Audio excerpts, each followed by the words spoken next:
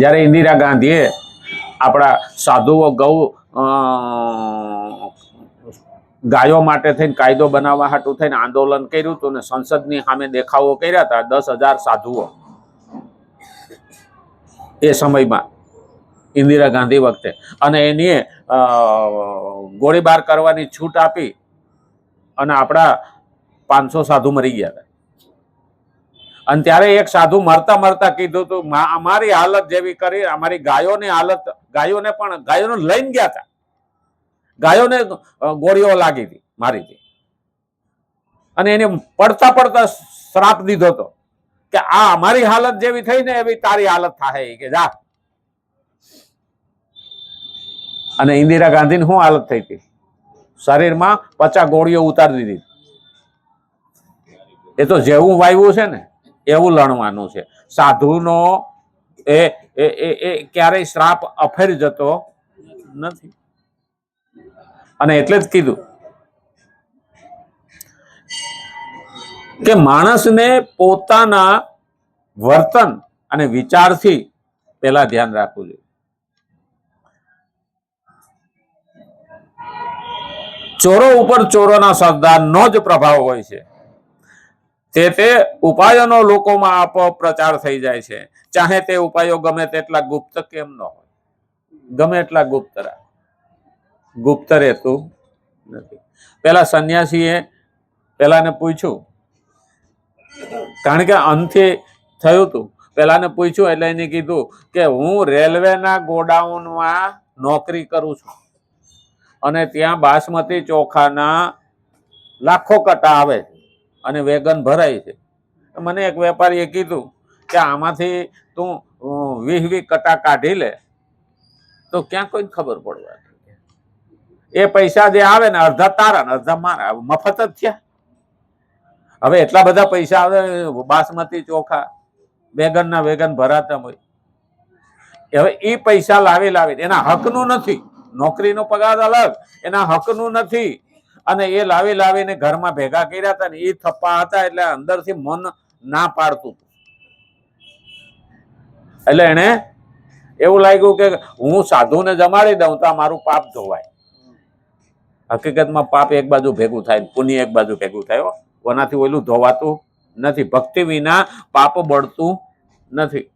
અને ત્યારે એને કીધું હતું હરામખોર, આ તારા હરામના પૈસા એ મારું ભેજું ફેરવી નાખ્યું. એટલે જ્યાં ત્યાં ન ખાવું, જેનું તેનું ન ખાવું, જેવું તેવું ન ખાવું, જે તે રીતે ન ખાવું. જેનું તેનું આપણે ખાવા માંડીએ ને એમાં મજા નથી. હા, કોઈ આપણને ખવડાવતો હોય ને, હા લતાણે તો લોકો હરાજમાં પોગી જાય. હા, કોકનો દાડો હોય ને તોય પોકી જાય. આપણે ગામડામાં તો એમ કે પ્રેત ભોજન, જેનું તેનું ખવાય નહીં. અને કોઈનું ખાઈ લીધું ને તો એના ગુનેગાર પણ આપણે જ થઈએ છીએ. એટલે ખરેખર તો બહાર જઈએ ને તો પણ આપણે હોટલમાં ખાઈએ છીએ ને એમાં કોણ રાંધે છે આપણને ખબર નથી, કેવું રાંધે છે આપણને ખબર નથી, કેવું અનાજ છે આપણને ખબર નથી, કેટલી સ્વચ્છતા છે એ આપણને ખબર નથી. પછી ઘેરે આરોનું પાણી પીતા હોય અને વાં ઓલો ડખોળીને પકોડીનું પાણી પાતો હોય તો એ ખાય બોલો. અને એટલે જ કીધું છે ચાહે તે ઉપાયો ગમે તેટલા ગુપ્ત કેમ ન હોય. આ જ કારણ છે કે વર્તમાનમાં જૂઠ, કપટ, અપ્રમાણિકતા, દગો, ચોરી વગેરે બુરાઈઓનો સમાજમાં કોઈ પાઠશાળામાં શીખવ્યા વિના જ આપોઆપ પ્રચાર થતો રહ્યો છે. આ કઈ શીખડાવવું પડે? હા, બીડી પીવાના ક્યાંય ક્લાસ હાલે? દારૂ પીવાના ક્યાંય ટ્યુશન દે? નહીં. હા, વ્યસન તો એની મેળે આવે. અને ખરેખર સારું એ ડખો છે. ખરાબ વસ્તુ જલ્દી આવે. આ ગાળો શીખવા હાટું થઈને કોઈ નિશાળે ગયો તો 5 ધોરણ ભણીને આવ્યો, ગાળોની ભાંસ. હા, ગાળો બોલતા નાનામાં નાના છોકરા મારા બેટા ગાળો ટોપરા જેવી બોલો. હા, એના માટે શીખવા જવું પડતું નથી. ખરાબ વસ્તુ શીખવા નથી જવી પડતી અને જલ્દી ભૂલાતી નથી. અને સારી વસ્તુ શીખવા માટે મહેનત કરવી પડે છે પણ ભૂલાય તરત જાય.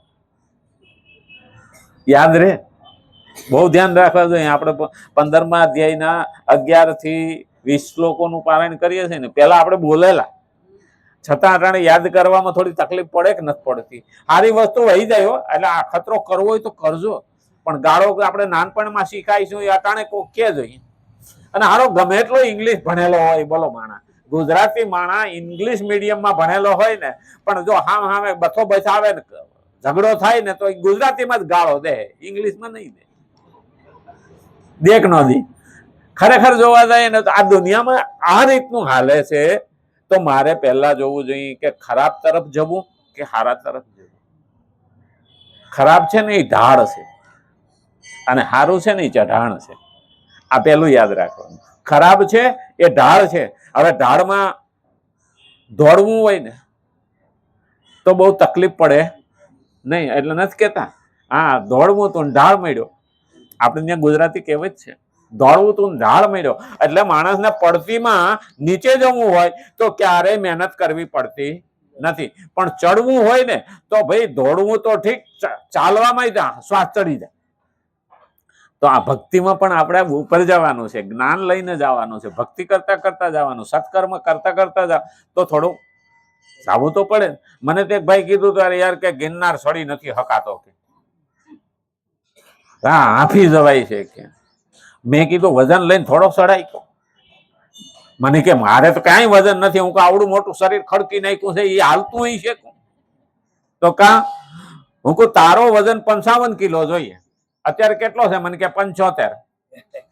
હવે કરી લ્યો હિસાબ, 55 ને 75. હું કહું 55 ને બદલે 20 કિલો વજન થયો કે નહીં તારો વધારે? હવે ખંભે લઈને જાશો તો હાફી જ જા ને.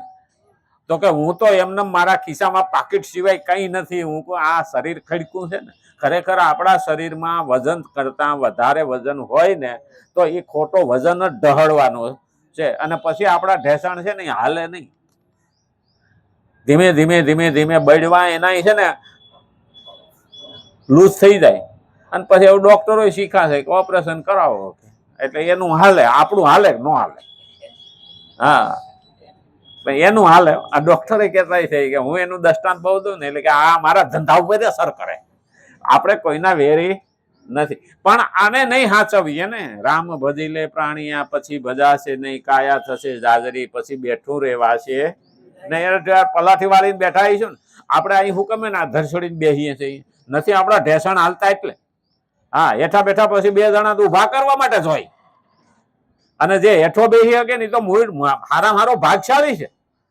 હા એને તો નમસ્કાર કરવા જોઈએ. 90 વર્ષ માણા હેઠો તો બેહે, પણ આ તો તાર પસાવર હે હેઠા જ બે શકતા. બોલો આવી દિશા આવી છે, અને એટલે તો ઉભા સંડાસ આવ્યા. હા ખુરશી જેવા. અરે એ આપણા જવાન ફાવે નહીં, અને તોય પશ્ચિમી સંસ્કૃતિનું ઘૂસી ગયું, કારણ કે આ રોગો આવ્યા છે. પણ આ તો ટાઈમ થઈ ગયો નહીં.